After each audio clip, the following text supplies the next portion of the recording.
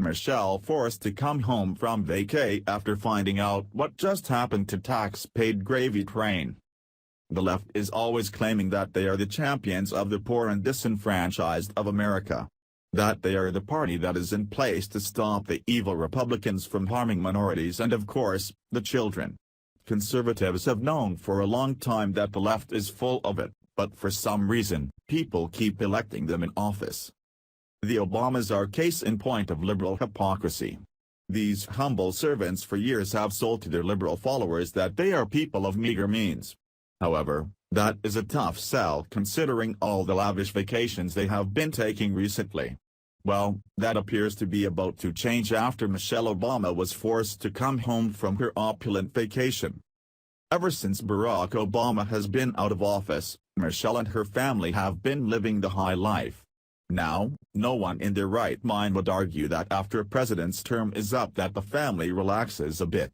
After all, the job of president is incredibly taxing on the body.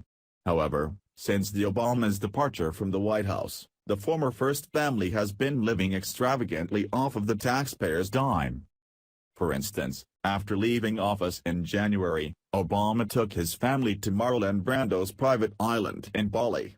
Shortly after that, Obama then took his family to the Four Seasons where rooms cost up to $2,000 a night, and I am sure he did not pick the economy suite. Then the Obamas continued their spend-a-lot money tour to a Palm Springs estate, then on to Sir Richard Branson's Necker Island that has a nightly price tag of $80,000. Then they jaunted off to the exclusive Mid-Pacific Country Club in Oahu, the 13th-century Borgo Finocchiato in Tuscany, and the rising sun, Hollywood studio mogul David Geffen's private yacht. These are some of the most luxurious travel destinations in the world. Many of our clients spend tens of thousands of dollars or more to stay at these resorts, which cater to the most discriminating and demanding guests, said Kendra Thornton, travel expert and owner of luxury travel agency Royal Travel. For example, Necker Island has a nightly price tag of $80,000. Anyone who stays at these properties does so because they want the best of the best.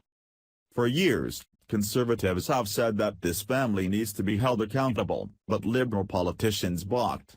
Now, it seems that Democrats are seeing the error of their ways and the arrogance of the Obamas. It has been reported by USA Today that Congress is now considering a bill that would potentially cut off all pension payments to past presidents if they currently earn $400,000 or more in a fiscal year, which Obama clearly has been making. Barack and Michelle Obama vacationing with Richard Branson.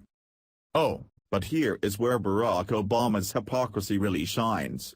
Last year, Obama vetoed this very bill when it was first introduced to him.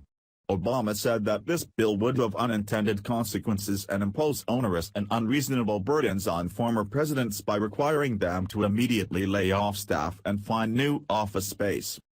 Here is more from USA Today. Last year, then-President Barack Obama vetoed a bill that would have curbed the pensions of former presidents if they took outside income of $400,000 or more. So now that former President Barack Obama has decided to accept $400,000 for an upcoming Wall Street speech, the sponsors of that bill say they'll reintroduce that bill in hopes that President Trump will sign it. The Obama hypocrisy on this issue is revealing, said Representative Jason Chaffetz, Republican Utah, chairman of the House Oversight and Government Reform Committee and sponsor of the 2016 bill. His veto was very self-serving.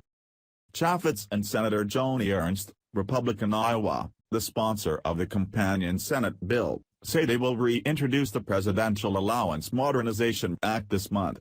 The bill would cap presidential pensions at $200,000, with another $200,000 for expenses.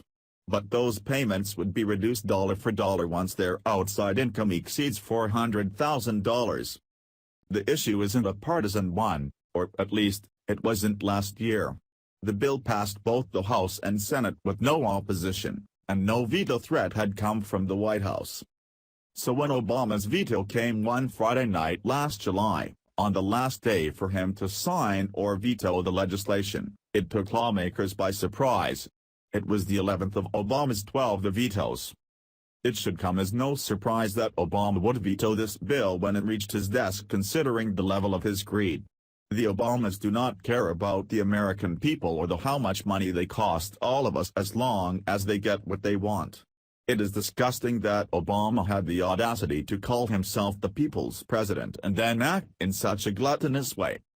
I truly hope that this bill is passed quickly so that these leeches do not get more money from us that they do not deserve.